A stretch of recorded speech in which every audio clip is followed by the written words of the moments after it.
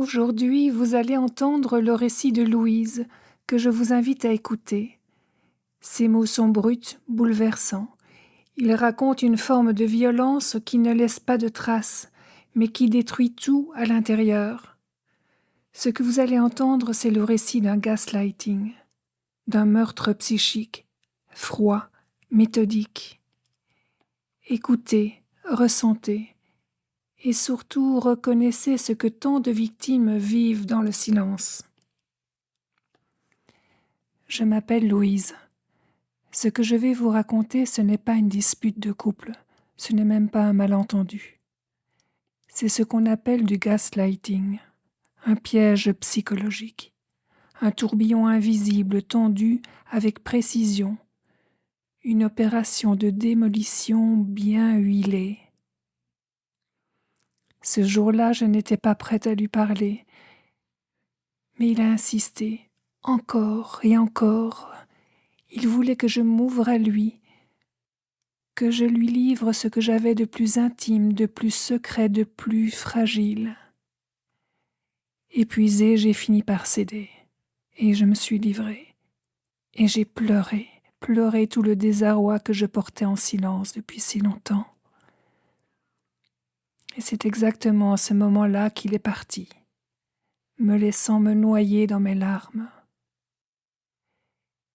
Il a pris avec lui sa jubilation de m'avoir fait craquer, il a pris sa jouissance, il m'a regardé pleurer. À l'instant même où je me suis effondrée, il s'en est allé, me poignardant en silence, froid, triomphant. Ce n'est même pas de l'amour, ce n'est même pas une rupture, c'est un meurtre psychique. Il est entré, il a retourné ma confiance contre moi, et il a quitté la scène, jubilant d'avoir gagné. Depuis, c'est une machine de guerre dans ma tête, une guerre sans bruit, tout se brouille, tout se retourne. Les mots qu'il a dit, les gestes, les contradictions, je doute de tout.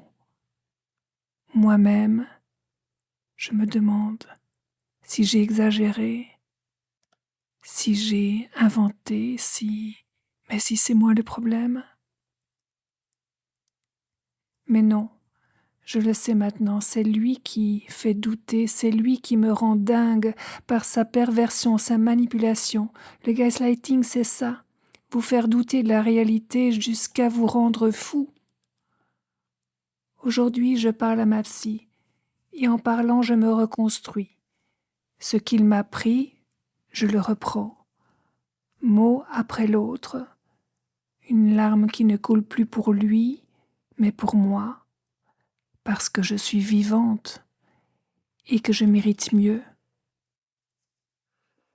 Merci d'avoir écouté ce témoignage, merci de lui avoir offert votre attention, votre silence, votre présence.